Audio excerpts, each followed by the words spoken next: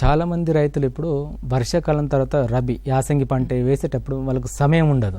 ఆ సమయం ఉండకపోవడం వల్ల ఏం చేస్తారు, హార్వెస్టర్తో కట్ అయిన తర్వాత తీసేసిన తర్వాత మొళ్ళు కానీ అంటే అలాగే ఉండిపోతాయి అన్నట్టు. వాటిని మన వరి పంటను చూసుకున్నట్లయితే అలాగే ఉండిపోతే దాన్ని ఏం చేస్తారు, అగ్గి పెట్టడం జరుగుతుంది, అంటే కాల్చేస్తారు. ఈ కాల్చేయడం వల్ల ఏమవుతుంది, నేలలో ఉండే పై పొరలో ఉండే సూక్ష్మజీవులు అనేవి చనిపోవడం జరుగుతుంది. ఇలా ఈ యొక్క సూక్ష్మజీవులు మన నేల యొక్క భౌతిక రసాయన జీవరసమైన లక్షణాలు మెరుగుపడాలి చేస్తాయి. కాబట్టి చనిపోవడం వల్ల ఏమవుతుంది, పోషకాల లభ్యత కూడా తగ్గిపోతుంది.